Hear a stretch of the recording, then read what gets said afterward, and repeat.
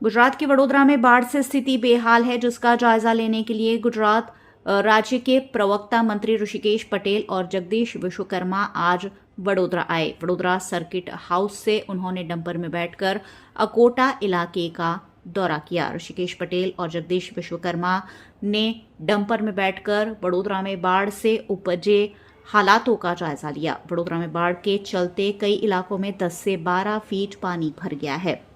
वडोदरा में एनडीआरएफ और आर्मी को लोगों के रेस्क्यू के लिए लगाया गया है। एसडीआरएफ और फायर ब्रिगेड की टीमें भी कार्रवाई में लगी हैं। ऐसे में राज्य मंत्री ने और ज्यादा संभव सहायता वडोदरा को मुहैया कराने का आश्वासन दिया है। इस मौके पर उनके साथ मेयर, विधायकों, भारतीय जनता पार्टी के वडोदरा अध्यक्ष डॉक्टर विजय शाह समेत के अग्रणियों की उपस्थिति रही।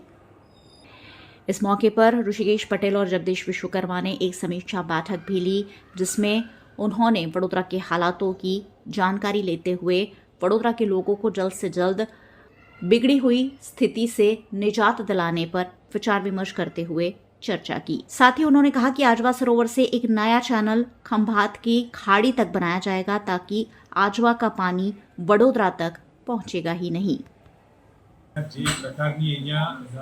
નદીની બંને બાજુ જે પરિસ્થિતિ ઉદ્ભવી છે ખૂબ ચિંતાજનક છે। બંને બાજુ લગભગ 10 ફૂટ સુધીના પાણી, 10 થી 12 ફૂટ સુધીના પાણી આ વિસ્તારોમાં ભરાયા। અત્યાર સુધીમાં 5,000થી વધારે લોકોનું સ્થળાંતર કર્યું હતું અને લગભગ 1200થી વધુ લોકોનું આપણે રેસ્ક્યુ પણ કર્યું છે। હાલમાં એક એનડીઆરએફની ટીમ, એક એસડીઆરએફની અને એક આર્મીની કોલ આટલી કાર્યરત હતી અને નવી 3 આર્મીની કોલમ, એક એસડીઆરએફની ટીમ અને એક એનડીઆરએફની ટીમ એ આપણે ઉમેરી છે।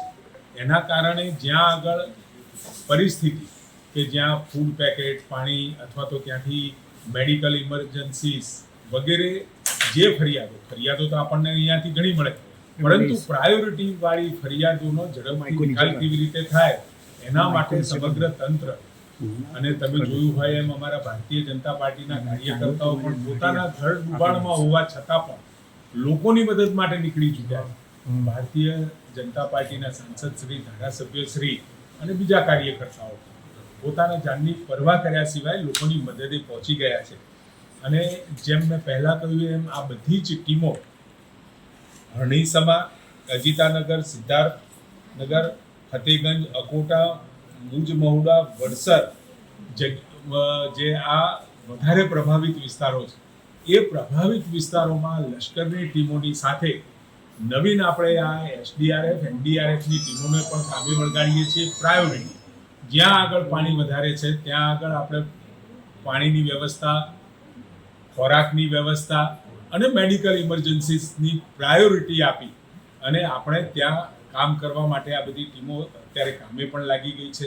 વધારાની ટીમો જે આવી રહી છે એ જોડાઈ રહી છે, નવી બોટ પણ મંગાવી છે અને સાથે ફાયરની ટીમો પણ આ વિતરણ વ્યવસ્થામાં સામેલ થાય એની પણ આપણે ચિંતા કરી રહ્યા છીએ। અત્યારે આજવા ડેમનું લેવલ 213.8 છે અને પ્રતાપપુરા ડેમનું 231 ફૂટ છે અને રૂલ લેવલ કહીએ તો 212 ફૂટ છે। એટલે સાવચેતી સ્વરૂપે આપણે ખરેખર તો એના ઉપરનું 212 ઉપરનું પાણી આપણે છોડી દેવું પડે, પરંતુ થોડું જોખમ લઈને પણ વડોદરાને લોકોને કોઈ નાની મોટી તકલીફ ના મળે એની ચિંતા કરી અને આપણે ગેટ પણ બંધ કર્યા છે, હંગામી ધોરણે એ બંધ કર્યા છે।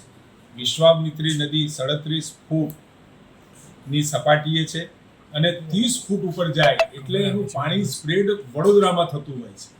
અત્યારે એ 37 ફૂટે છે। ઘણા વિસ્તારોમાં મેં પહેલાં કહ્યું એમ ઘણી બધી 10-12 ફૂટ સુધીના પાણી અને અમુક વિસ્તારોમાં 3-4 ફૂટ। એટલે પરિસ્થિતિ આપણા માટે ચિંતાજનક છે, પરંતુ વહીવટી તંત્ર અને સરકાર આ બંને એનું ફોકસ એરિયા અત્યારે ગુજરાતની અંદર સૌથી વધારે વડોદરા ઉપર છે કે વડોદરાની જનતાને, વડોદરાની પ્રજાને કેવી રીતે વધુમાં વધુ અહીંયા જે ફસાયેલા લોકોને મદદ પહોંચાડી શકીએ। ઝડપી સારવારની વ્યવસ્થા હોય, પ્રેગ્નન્ટ વુમન છે, નાના બાળકો માટેનો વિષય, આ બધામાં સરકાર અને લોકલ વહીવટી તંત્ર અને સાથે ભારતીય જનતા પાર્ટીના કાર્યકર્તાઓ પણ જોડાઈ અને તંત્રને મદદ કરી રહ્યા છે। એટલે ધારાસભ્યથી માંડી અને સામાન્ય કાર્યકર્તા સુધી તમામ લોકો આમાં કામ કરી રહ્યા છે. 38,000થી વધુ લોકોને આપણે ફૂડ વિતરણ કરી ચૂક્યા છીએ અને આજે 1 લાખ ફૂડ પેકેટ આપણે બનાવ્યા છે, જે આપણે આગામી સમયમાં ટૂંકમાં વિતરણ કરવાની વ્યવસ્થા આપણે કરી છે. આજે લગભગ હું માનું છું ત્યાં સુધી પાણીની આવક વિશ્વામિત્રીમાં થોડુંક લેવલ ઘટતું દેખાઈ રહ્યું છે. આપણે બંને ડેમનું પાણી પણ રોક્યું છે અને ઉપરનું જે કેચમેન્ટ ડેમની ઉપર પ્રતાપગઢ અને આજવા ઉપર કેચમેન્ટ વિસ્તારમાં પાણી નથી, એટલે વી હોપ કે આ લેવલ ઘટતું જાય અને આગામી લગભગ 12થી 15 કલાકમાં પરિસ્થિતિ નોર્મલ કરવા માટે પાણીનું લેવલ નોર્મલ થાય એના માટેનો સરકારી તંત્રનો પ્રયાસ છે. પણ જો વરસાદની પરિસ્થિતિ વધારે હોય તો પછી આ જે પણ લોકો મકાનના ધાબા ઉપર છે, બીજા માળે છે, તમામને ખાવા પીવાની વ્યવસ્થા, પાણીની વ્યવસ્થા અને મેડિકલ સારવાર માટેની વ્યવસ્થા વહીવટી તંત્ર કરી. વરસાદ અત્યારે અટક્યો છે. અત્યારે આપ બહાર જોઈ રહ્યા છો, બહાર વરસાદ ચાલુ છે, પરંતુ જે કેચમેન્ટ વિસ્તાર છે ત્યાં વરસાદ ઓછો થતાની સાથે, કારણ કે આ પાણી જે આવે છે એ વડોદરાનું પણ એ અરણીમાં જ જવાનું, ઉપરથી આવતું પાણી એ પણ આ અરણી ક્યાં વિશ્વામિત્રીમાં જ જવાનું, અને એના કારણે વરસાદ બંધ થતાની સાથે લગભગ 18થી 24 કલાકમાં પરિસ્થિતિ આપણે બિલકુલ કાબુ. 2019ની અંદર જે પૂરની પરિસ્થિતિ અને આજની પૂરની પરિસ્થિતિ વરસાદના કારણે જે ઉત્પન્ન થઈ છે, બંનેમાં ઘણી બધી ભિન્નતા છે. પરંતુ 2019 અને અત્યારની પરિસ્થિતિમાં આપણે વધારાનું કેચમેન્ટમાં પડતું પાણી, સરોવરોમાં જે આપણી આજુબાજુ 3 સરોવર છે કે જેનું પાણી ત્યાં ગેટેડ નથી, ત્યાંથી ઓવરટોપ થઈ અને જે વિશ્વામિત્રીમાં આવે છે, બંને ડેમનું પાણી આવે છે, એનો રસ્તો આગામી સમયમાં વહીવટી તંત્ર દ્વારા એનો નક્કર એક્શન પ્લાન બનાવવા માટેની આદરણીય મુખ્યમંત્રી સાથે પણ વાત થઈ છે. વધારાની બોટો પણ અત્યારે આપણી પ્રાયોરિટી એ છે. ભવિષ્યમાં શું આવશે, શું પરિસ્થિતિ આવી પેદા થાય તો શું કરવું જોઈએ અલગ વિષય, પરંતુ અત્યારે પેદા થયેલી પરિસ્થિતિમાં સામાન્ય જણને, સામાન્ય નાગરિકને કેવી રીતે મદદરૂપ થઈ શકાય એ અત્યારે આપણી વડોદરામાં વિશ્વામિત્રી નદીની પરિસ્થિતિ શહેરમાંથી જે જતી છે એમાં જ્યારે પણ ગોધરા ઉપરથી જ્યારે વરસાદ પંચમહાલમાંથી જ્યારે ગોધરા બાજુથી જે વરસાદ 2 ડેમમાં આવે, ડેમમાંથી ઓવરટોપિંગ થઈ વિશ્વામિત્રી નદીમાં આવે, સાથે આપણા 3 જળાશયો, એટલે આખો સમગ્ર કેચમેન્ટ વિસ્તાર આપણે પાણી તો બંધ કર્યું, પરંતુ એ સિવાય ડેમ સિવાયનો જે નીચેનો વિસ્તાર છે કે જે બાકીનો કેચમેન્ટ વિસ્તાર છે, એ કેચમેન્ટ વિસ્તારનું પાણી પણ ઝડપથી આ વિશ્વામિત્રી નદીમાં આવ્યું. એટલે ઉપરનું પાણી હમણાં ગોધરાથી આ જે બંને ડેમથી ઉપરની સાઈડની હું જે વાત કરી રહ્યો છું ત્યાં આગળ વરસાદ ઓછો છે, એટલે સ્વાભાવિક વરસાદ ઓછો હોય, પરંતુ જે પાણી બાકીના ડેમથી નીચેના વિસ્તારમાં જે પાણી આવતું હોય એ એના કેચમેન્ટમાં પણ જે પાણી પડતું હોય એ પાણીનો ફ્લો પણ આપણી વિશ્વામિત્રી નદીમાં આવે. એના કારણે આ મુશ્કેલી આપણને ઊભી થઈ, કારણ કે એને રેગ્યુલેટ કરવાનું, કદાચ તમે ડેમને રેગ્યુલેટ કરો, પરંતુ ડેમથી તે નદી સુધીનો જે કેચમેન્ટ વિસ્તારમાં પાણી આવે, ઘણી વખતે વધારે પાણી આવે એટલે ખેતરોમાં ભરાય, અને ખેતરમાં ભરાય એટલે ખેડૂતો પણ એ પાણી ફાડી નાખીને એનો રસ્તો કરતા હોય, એટલે તમામ પાણી આ બાજુ આવતું હોય છે. એના કારણે આ પરિસ્થિતિ ઉદ્ભવી છે. વહીવટી તંત્ર પહેલેથી જ સજાગ હતું, કામ પણ કરી રહ્યું હતું, પરંતુ અણધારી પરિસ્થિતિ પેદા થાય એટલે આવા બધા પ્રશ્નો. આજે વર્ષોનો પ્રોબ્લેમ છે.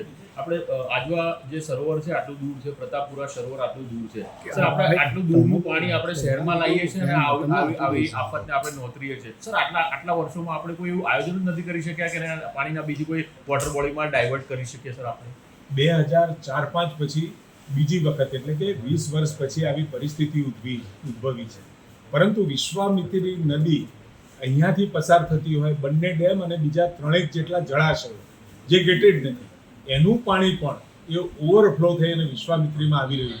આપણે આવતા સમયની અંદર મારે અહીંયા મ્યુનિસિપલ કમિશનર સાથે વાત થઈ છે કે આજવા ડેમમાં એક આપણે ત્યાં કેનાલ પણ નર્મદાની પસાર થઈ રહી છે, એટલે ઓવરટોપિંગ થતું અને જે ઓવરરૂલ થતું પાણી એ વધારાનું બીજી એક ચેનલ કરી મેઇન કેનાલમાં લઈ જઈ અને વિભાગના અખાત સુધી છોડી શકાય એવી વ્યવસ્થાની વાત પણ અમારે થઈ ચૂકી છે. ભારતીય જનતા પાર્ટીની સરકાર છેલ્લા 5 વર્ષમાં 6,932 કરોડ રૂપિયા છેલ્લા 5 વર્ષમાં જે પણ કોઈ ડિઝાસ્ટરો થયા હોય એમાં એ સરકારે મદદ કરી છે. એટલે સરકાર જ્યારે પણ કોઈ નેચરલ કેલામિટી અથવા તો કોઈ ડિઝાસ્ટર થાય એ વખતે સરકારે પોતાની તિજોરીઓ ખુલ્લી મૂકી છે. અને આ વખતે પણ સમગ્ર રાજ્યની અંદર 33 જિલ્લાની અંદર આ પ્રકારની પરિસ્થિતિ પેદા થઈ છે. કદાચ આખા રાજ્યમાં આવી પરિસ્થિતિ પેદા થઈ હોય એવો આ પહેલો પ્રસંગ છે. એટલે રાજ્ય સરકાર દ્વારા અને છતાં પણ રાજ્ય સરકાર પૂરેપૂરું જેવું વરસાદનું પાણી ઉતરે એટલે સર્વે લોકોને મદદ કરવા માટે કેશ ડોલ છે, ઘર વખરી સામાન, મકાન પડી ગયા હોય, પશુ મૃત્યુ, માનવ મૃત્યુ, આ તમામમાં ખેડૂતો સહિત મદદ બિલકુલ કરવા માટેનું મન બનાવ્યું.